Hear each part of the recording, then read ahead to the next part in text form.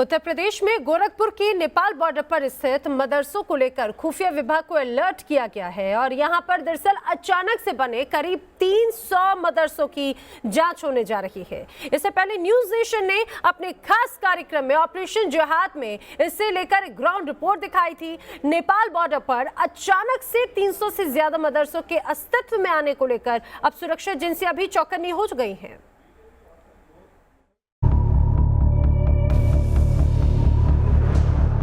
UP के गोरखपुर का ये वही नेपाल बॉर्डर है जो संवेदनशील माना जाता रहा है। यहाँ इन दिनों आप गिनती नहीं कर पाएंगे, इतने मदरसे अचानक से पलट चुके हैं।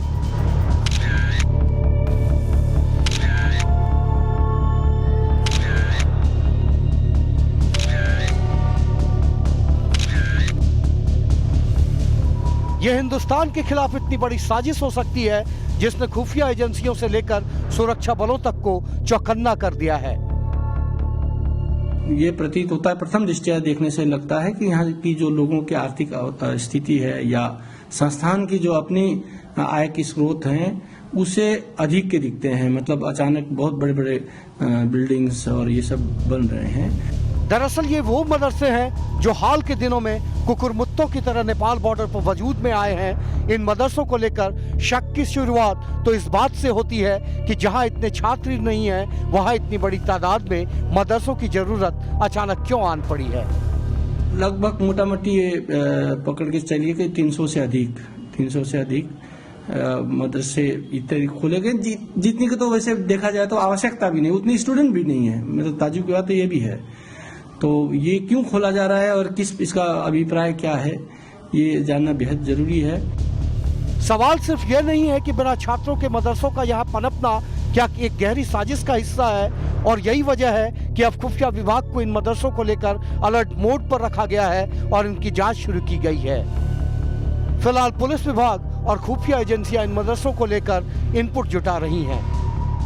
तो इसमें हम दोनों गोपनीय रूप से या अन्य माध्यम से ये देख रहे हैं कि इसमें क्या कहीं किसी आपराधिक या किसी षड्यंत्र का हिस्सा तो नहीं है कि इस प्रकार से संवेदनशील बॉर्डर के इलाके में इस माध्यम से किसी प्रकार के अवैधानिक गतिविधि या देश विरोधी गतिविधियों को तो बढ़ावा नहीं मिल रहा है। इसके सतत जांच और परीक्षण हम करा रहे हैं। अगर उन्होंने इस तरह के कोई इस तरह की चीज़ें बताई हैं प्रेस से तो अवश्य ही वो इस चीज़ों को और भी डिटेल में बताएंगे और इस संबंध में अगर कोई आख्या हमें प्राप्त होती है तो हम लोग मुख्यालय पे स्तर पे भी इस पे कार्रवाई करेंगे।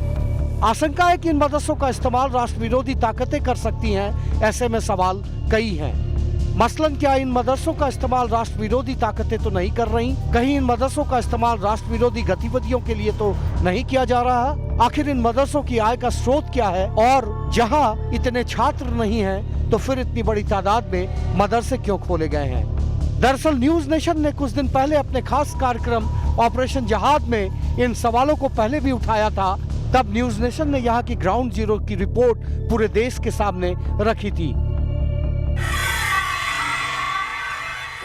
पाकिस्तान जिस तरह से नेपाल के अंदर पूरी कोशिश कर रहा है कि इधर के जो भारत के बॉर्डर टाउन हैं वहाँ उन मदरसों में और मदरसों के साथ जुड़ी हुई मस्जिदों में जिनके लिए पूरी तरह फंड मुहैया कराया जा रहा है पाकिस्तानी खुफिया एजेंसी से और वहाँ बाकायदा ट्रेनिंग दी जाती है। लेकिन ये ट्रेनिंग जो नेपाल में दी जाती है उसका सीधा हिंदुस्तानी कनेक्शन किस तरह जुड़ता है वो जाँच एजेंसियों को मिल रही रिपोर्टों के मुताबिक है कि इन सब मदरसों में हिंदुस्तान की तरफ से आने वाले जो लोग हैं उनको ट्रेनिंग दी जाती है और इस ट्रेनिंग को देने वाले लोगों में शामिल हैं आईएसआई के लोग। और वहाँ धार्मिक शिक्षा के नाम पर जिस तरह हिंदुस्तान के खिलाफ जहर बोया जाता है, हिंदुस्तान की जो जवान होती हुई पीढ़ी है जो इन बॉर्डर टाउन्स पर है, जो यहाँ रहती है, उसके अंदर किस तरह से जहर भरने में वहाँ की जांच एजेंसियाँ इस समय लगी हुई हैं, वो किस तरह कामयाब हो रहा है वो इसको आप बॉर्डर्स की इस बेहद